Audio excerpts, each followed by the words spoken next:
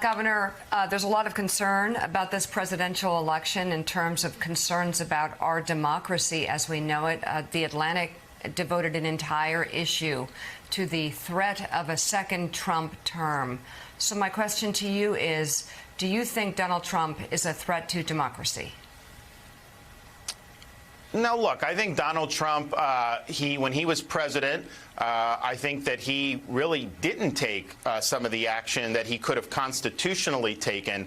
And so I understand there's a narrative saying he's going to be much different this next term. But I look back, what didn't he do? He didn't move forcefully to build the border wall. That languished for years.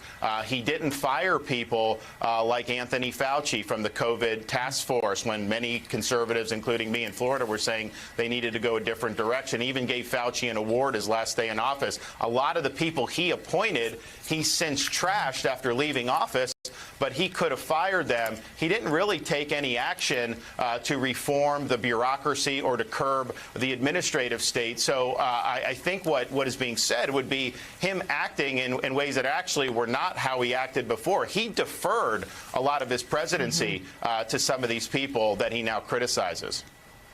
Right. And with respect, even just over the weekend, he was talking about the January 6th insurrectionists, those who were tried and convicted as hostages. And he was talking about dictators around the world and how much he loves them and he's such good friends with them. You don't have any concern about the comments that he's making? Well, it's interesting on the January 6th protests. I mean, he called that rally knowing that was going to be in D.C. where things could get potentially out of hand. And he's now saying he would do clemency for the nonviolent. But he could have done that when he was president. He could have said, look, he could have taken responsibility. He could have said that the people that went, not the violent people, obviously that's it's a bird of a different feather. But on the people that were there just as protesters and kind of got caught up in it, he could have granted clemency to them, and he chose not to because I think he was told that if he did that, he could potentially risk being convicted at his Senate impeachment trial. So the idea that now he's going to help people that were railroaded, he could have done that before he left office. Do you think there were people that were railroaded that took part in the January 6th riots? I think there were people, Joe, that came because he said to protest the election. I don't think that they intended to do it. Some of the people that were convicted of things like trespassing, you see videos where you'll have police officers actually motioning for people to go in. You'll see that where they were just taking pictures in Statuary Hall. And so the issue with that is that obviously they would not have been there but for the Trump rally, and those were his people. And so the question is, somebody that was there, nonviolent, probably didn't have intent to do anything when they showed up that day, he could have done things to potentially alleviate burdens on them, and he didn't do it. Now he says he's going to do it, but he didn't when he was president. Well, and you're, of course, separating nonviolent from violent. He's of course. Yeah, absolutely. With a much broader brush. Say even people that beat the hell out of cops with American flags, he's praising. Let me ask you something. You're younger than I am. And I'm not exactly sure when you became a Republican or why you became a Republican. But Ronald Reagan was my inspiration. And a big part of it is our family. We were Cold Warriors from way back. That's why I'm confused when I hear Donald Trump praising communist dictators across the world. And I know you, like most Republican candidates, you don't want to have to answer for Donald Trump all the time. I get that. You want to talk about yourself. I am confused, though, and I'm hoping that you may be able to help me out here, and I'll help you out on why Alabama's going to the playoffs, but you help me out on this one. When he's praising the leader of communist China, when he praises Kim Jong-un, this one of the most tyrannical communists on the globe, when he praises Vladimir Putin and says, hey, Putin said that America's rotten, all of this other stuff. I don't have to say that if Ronald Reagan heard it, he'd be rolling over in his grave, because you and I both know he would. Can you give me any insight from what you know about Donald Trump, why he seems to always praise these communist thugs? Well, the thing about, and you point out with Xi, he ran in 2016 with a very strong policy against China. He had talked about China ripping us off. He had talked about China getting away with building up military, and that was really a key thing. And yet, when it came time to be president, he didn't take the forceful action that he did. In fact, when COVID hit, which was really the time I think he could have marshaled a lot of support in America to have a stronger posture vis-a-vis China, he was praising Xi about how well Xi did with the virus early on. But you and I both know China covered up what was going on. They weren't helpful. They Governor, helped create a huge problem. Governor, not only that, not only did he praise him, he said, on behalf of the American people, we thank President Xi and China for their openness. When you had people in his own administration like Matthew Pottinger desperately trying to get information out of China because he knew they were lying to him. Yeah, and I think that part of what also was motivating was, he wanted the trade deal so that, he had done the phase one. That obviously has since broken down, but he really wanted the phase two. And so I think it was, striking a deal above all else. But the reality was we were in a situation there where we absolutely should have taken more forceful action. And no one's ever done anything to hold China accountable for their role in that. Didn't do very much either to hold China accountable for their role in the fentanyl. So there is a difference in the rhetoric of the 2016 campaign vis-a-vis China and then how he actually dealt with Xi Jinping. And he does frequently say that it's really impressive that Xi is able to rule over 1 billion people with an iron fist, I think he says.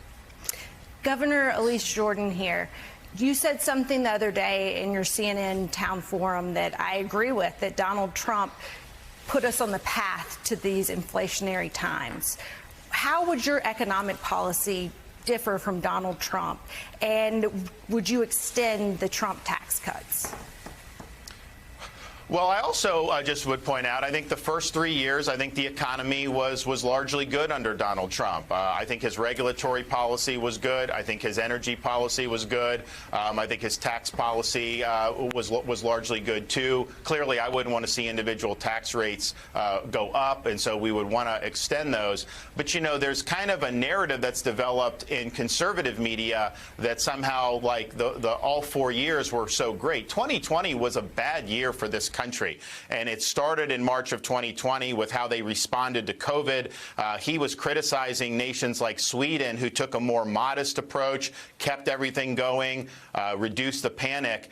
In reality, that is the approach he should have taken here. And so that COVID panic really led to not just the $2 trillion in the CARES Act, but then the $2.2 trillion in December of 2020. We never spent that much money, and people were saying at the time that somehow there wasn't going to be impacts and you didn't see inflation right away. But you don't get inflation for 18 to 20, 24 months after you see those types of events. So I think it was a combination of both Republicans and Democrats in Congress, obviously the Trump administration, and then Biden came in and did another $1.9 trillion in March of 2023. But the government induced the rising prices. That's just a fact, and both parties have their fingerprints on it. And we got to start spending money more in line with sustainability. We should not have locked in the levels of spending that we have since COVID. I don't think it's sustainable, and we've obviously added debt at a record number.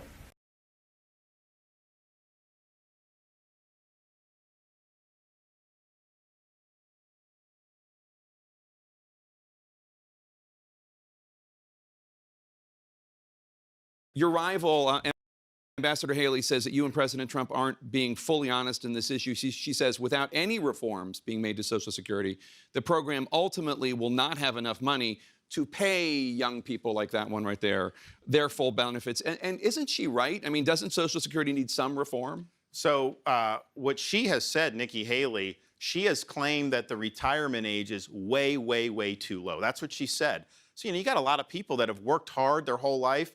Life expectancy is declining in this country. It's tragic, but it's true. So to look at those demographic trends and say that, you would jack it up so that people are not going to be able to have benefits, I mean, I don't know why she's saying that. You got to look at the trends. But yes, overall, in the long term, how do you strengthen the program? You got to have bipartisan agreement. President Reagan in the early 80s, he did a commission with Alan Greenspan. He had Republicans and Democrats. They worked through the issues, they agreed, and then they moved forward. I think it's the only way you can do it. You can't do this stuff on a party line vote. You're just not going to be able to get it done. So I'm willing to work with both sides, and we got to come up with a solution for the long term. But in the short term, just know, seniors, this is a priority for me to make sure that you have your benefits. My grandmother lived till 91. Social Security was her sole source of income. So I understand what a lot of people are going through. So your service has come up a couple times tonight. You're the only veteran running in the Republican primary. You served, for those who don't know, as a Navy JAG officer in Iraq. How did your service shape your foreign policy views, in particular, how you might approach sending men and women into harm's way? Well, I think it's a great question. So having been there and seen what a lot of our Marines were going through, our special operators, our soldiers, as Commander-in-Chief, I hope to never have to put our service members in harm's way. But look, I believe in peace through strength. I think if you build up American strength, we will deter conflict in this country. But you never know what's going to happen. But my pledge to all the active duty, all the veterans, all the family members of active duty is this. I will never put people in harm's way willy-nilly. If we're going to do it, there needs to be a clear objective that we're trying to fulfill. We need to send people, when you send people, they need to have everything they need to be able to accomplish that objective. That objective has got to be something that's in the vital national security interests of our country. And then when they achieve the objective, we got to bring them home. We can't have these situations where people are toiling for years and years in these foreign countries with no concrete example of victory. So I hope to never do it, but if we ever need to, we are going to win. And I think the lesson of the post 9/11 era was we got into conflicts and we weren't achieving any clear-cut victories. You got to know what are the limits of what the military can do. When I was in Iraq, part of what we were trying to do was create a democracy in the Middle East. Well, nation building doesn't work. Social engineering in foreign countries doesn't work. When you have to go to defend this country, you go, you do the job, and you bring our people back home. Over the weekend, Donald Trump compared the bravery of those who have served in the military with his decision to debate Hillary Clinton in 2016 after the Access Hollywood tape came out, and you tweeted about it. You seemed offended by it. So, Donald Trump, so he's, when he gets off the teleprompter now, you don't know what he's going to say. He's a different Donald Trump than 15 and 16. Back then he was colorful, but it was really America first about the policies. Now, a lot of it's about him. And when he's doing this and says that debating Hillary Clinton after Access Hollywood was like an example of bravery that some general told him was more significant than soldiers who fight and die in war, that is offensive and that is wrong. Debating is the bare minimum that a political candidate should do. And I would note, Donald Trump has refused to debate throughout this campaign. He doesn't think he owes it to Iowans. He doesn't think he owes it to Granite Staters to show up and debate and answer questions. He doesn't think he should come and have to answer questions from voters. A lot of times he'll come and give a speech and leave. He's not going to visit all 99 counties. Nobody is entitled to this nomination. You've got to earn this nomination. And part of the way you do it is you show up, you answer people's questions, you shake their hands, and you show them that you care about the future of their communities. I care about the future of these communities. I care about the future of this country. I'm not running for me. This is not about my issues. It's about your issues, your family's issues, and the future of this country.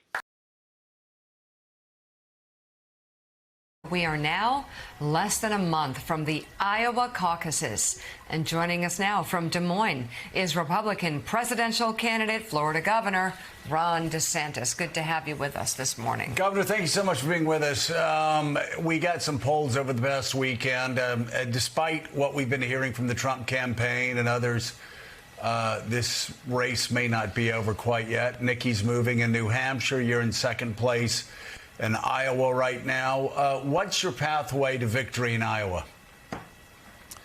Well, first, Joe, just let me say there's a lot of disappointed college football fans in North Florida because your Alabama Crimson Tide leapfrog the undefeated Florida State Seminoles to get into the college playoff. You know, we haven't had the love in college football in Florida for a long time as a state. You all go almost every year. So I had to tell my young kids who are all Florida State fans why they went undefeated and did not make the playoff. And I haven't given them a convincing answer yet. So we'll see how it goes going forward there. Look, here in Iowa, this is all about showing up and lining up people to caucus for you. So we've been to all 99 counties. We get people to sign the cards to say they're going to come.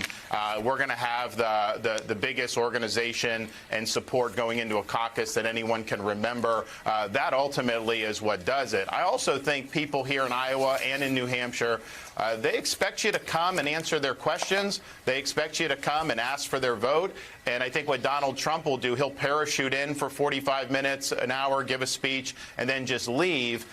We've actually listened to folks, answered their questions, and taken in a lot of their advice about what they want to see about the country. So I think you're going to see that on caucus night. And historically, you know, these polls in the caucus are tough because it's tough to identify who's actually going to go there for 3 hours and caucus, and also what happens in the caucus sites, because people give speeches about the candidates. Different people may change. We've got the best organization for that. All the counties and precincts organized, and so we're excited about what we've been able to do. We have the governor Kim Reynolds' endorsement. We got endorsed by Bob Vanderplatz from the Family Leader. You know, those are really good indications. And I will say this: the people on the ground here, you know, they kind of will just shake their head at some of the polls because, you know, they know the areas where there was rabid Trump support, say in 2016 and 2020, and they say that things have changed on the ground. And I think that's true for both Iowa and New Hampshire. Well, it's certainly what Bob Vanderplatz and other evangelical leaders have said. Is some are just saying flat out they don't think the polls are going to reflect the outcome. But even if you do end up winning in Iowa, will Donald Trump admit it? He didn't admit it when Ted Cruz beat him in 2016. No, of course not. Yeah, no, that's baked in the cake. We win Iowa, and then he'll say something, but people aren't going to buy that, especially here in Iowa. They take pride in having the first caucus. Same thing with New Hampshire with first in the nation primary. So we'll do it. But ultimately, the great thing about the way this is done with the smaller constituencies going first is that once people start voting, that changes all the punditry. It changes everything. I mean, clearly there's been a concerted effort to say that Trump is, you know, why even bother having people vote? That is not the way people feel on the ground here in Iowa. Once that starts happening, I think there's a lot of clarity. And, you know, people have said from the beginning about how there were so many candidates running, but the field has narrowed already before Iowa, and I think you're going to continue to see that after we get through these first few primaries. Governor DeSantis, good morning. It's Jonathan Lemire. I wanted to talk about a crisis you may inherit if you become commander-in-chief, and that's the situation in Israel and their war against Hamas. Your campaign has made it clear, saying that you have the clearest, most consistent pro-Israel policy in the race. But I wanted to ask you as to your assessment of Israel's military tactics with this number of civilian casualties, including children, growing exponentially, seemingly by the week, and with a lot of outside groups warning about what Israel is doing, and the Biden administration doing the same. Do you feel like Israel is conducting this war appropriately? I think Israel takes great strides to minimize collateral damage. And I think of any military force in the world, they probably do that more than anyone because they have such a microscope internationally coming down on them. When these attacks happened on October 7th, I said we stand with Israel, and everyone was saying that. But I was like, you know, as we get in weeks and months of this, a lot of the scrutiny is going to be on Israel. I think that they do take great pains to focus on the Hamas terrorists. But at the end of the day, Hamas is what's put us in this situation. And I'd like to see more people internationally calling on Hamas to unconditionally surrender and to release the hostages. It seems like most of the opposition is directed at Israel, but they're in a situation where they have a terrorist group on their border that wants to annihilate their entire country and drive every Jew into the sea. So for them to kind of do half measures and not ultimately solve the problem, problem. I don't think that that's an option for them right now. So, Governor, the Israel funding for Israel, of course, here in the United States is being linked to this border security package, Israel-Ukraine, for border security money, and that deal is being negotiated in the Senate. What is your view of that? Do you think, would you approve of that measure? And what do you make of the border security negotiations that have been discussed to this point? Well, I can tell you this. When I'm around in Iowa and New Hampshire and South Carolina, for that matter, one of the most frequent questions I get is, why is it that they're sending money overseas when they're not willing to take care of problems at home, such as our border? And it is a national security issue, and I think the Republicans should absolutely not. And it's not just money. It's really changing the law and changing the policy so things like parole can't be abused. But there's no question that border, our open border, has made us more vulnerable. I think they need to put their foot down. What they shouldn't do, though, is negotiate some type of deal where there's a mirage of border security and it turns out nothing changes. That's just Lucy with the football, Charlie Brown whiffing again. And Republican voters, I think, would be very, very upset if there's some type of phony deal that doesn't actually get the job done at the border.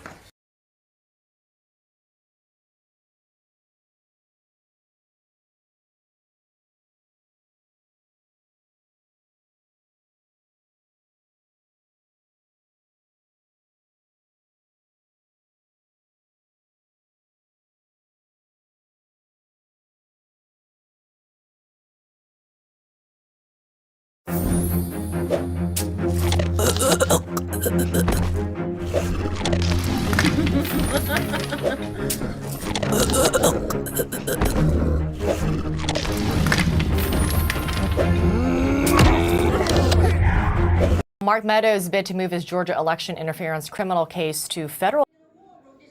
So I had to hack my way onto this frequency. This better be critical, Wheelie. Sir, come on. When is it not? Please. Okay, couple of things. I'm running low on the dough. I was thinking about taking a couple of months sick leave, maybe starting today. And oh yeah, I intercepted a transmission from Megatron. Then send it through. Yes, sir, right away, sir. And so I was so dang weird, good on me. Let us know. This is your last warning, insects. Relinquish what remains of the Allspark. So who's the insect? You? What? Who's the insect? Protect you. They were defeated on our world, and we will defeat them here. This was just a diversion. Security, please bring up. Rabbit, she's already inside. Deeds! Give me an update on that reserve. Boss readiness. What was his name? What was it? Evac, sir. Right, evac.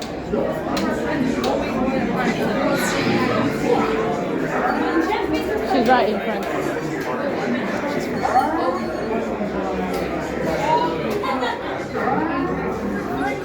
We're facing a heavy, sustained attack.